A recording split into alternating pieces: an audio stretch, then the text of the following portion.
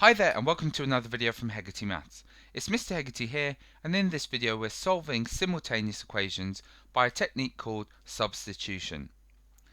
Right, let's link to something we already know. You've heard the word substitution already in algebra. And I want you to pause the video and see if you can answer the following question, which is a typical substitution question. Okay, what did substitution mean? Well, it meant that you swap a letter or a variable for a number. So in here, when we're asked to work out p, we would say that p is equal to, well, 5x, we're told x is 2, so we'd write 5, and instead of x, we'd now write 2, 5 bracket 2, to show it's a multiply.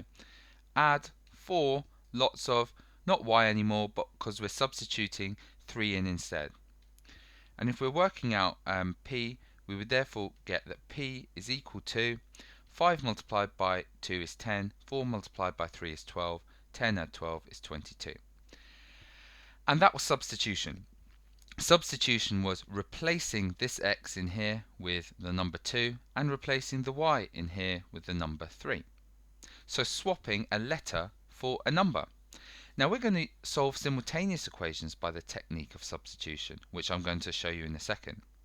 Just before we do that, can you remember the name for the technique in which we normally solve simultaneous equations like the following?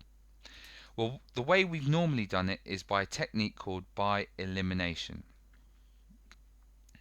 And I want you to just pause the video and see if you could describe what you would do in this scenario. Not just do it, actually just describe it. Well, you'd label them 1 and 2. You'd look for the same coefficients, they both have the same coefficients there. You would subtract the equations from each other to eliminate y. You'd find x, use it to sub back into one of the equations to find y, and you'd be done after you checked your answer. Now we're going to solve this same pair of simultaneous equations by this new technique called substitution. So let's give that a go. If you know this technique, pause the video and have a go. But what I don't want you to do is solve that by elimination. You're learning a new skill here. So, pause if you can, otherwise I'm going through now. Okay, what you do in this scenario is as follows. Let's label the equations 1 and 2 as before. You want to have rearrange one of the equations or adjust one of the equations so that you have one of the variables equal some expression. You want something like this. You want to rearrange so that you either have x equals something or you have y equals something. That's called rearranging the formula or rearranging the expression, which we're actually going to deal with a bit later, but it's not that hard to deal with now either. You want to make it something like this. And up here you would have numbers and y's, and down here you would have numbers and x's. Which equation would be easiest to do that with, and for what variable? Well, either of these would work. Let's just do it with the top one. If I subtracted 5x off both sides,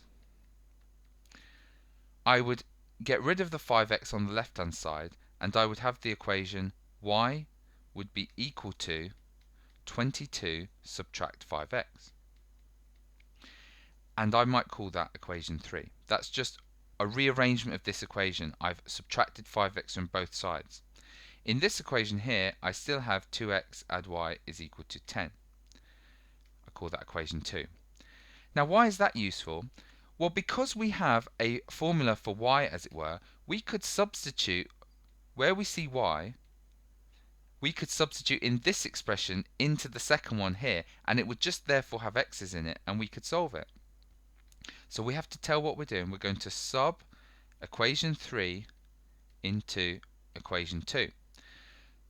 So what we're going to get?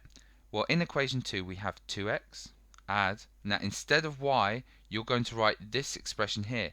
You are substituting in place of y a new expression with just x's in it. 22 subtract 5x, and that thing is equal to 10. Now we collect like terms. So 2x's subtract 5x is negative 3x. So we have negative 3x add 22 is equal to 10. I could subtract 22 off both sides to undo that, add 22. So subtracting 22 off both sides, I get myself that negative 3x is therefore equal to negative 12. Dividing both sides by negative 3, I get that x is equal to positive 4. And if I substitute back in, back in here, sub x equals 4 in equation 1, I get 5 bracket 4 plus y equals 22. So that's 20 add y equals 22. And if you subtract 20 off both sides, you therefore get the answer that y is equal to 2. And so our answer is x is 4, y is 2. Now, I'm not going to lie to you, that way was not easier by any stretch of the imagination than doing elimination. I would have definitely usually looked at that and done elimination because I had the same amount of y's in both equations and I could have subtracted them and done it much easier. The reason I showed you this, I showed you that a different technique works because we've done this simultaneous equation before and got that answer. So I wanted to first show you the new technique, prove to you that it works. But there are cases when we're going to use it. Cases in which we're going to use it is going to be the next example, but also later on in our more complex algebra, we are going to be solving really hard simultaneous equations with x squareds in them and x's. And that's where this technique is going to be really good. So it's really important you know it in advance of that. But sometimes it comes up with simple cases like this.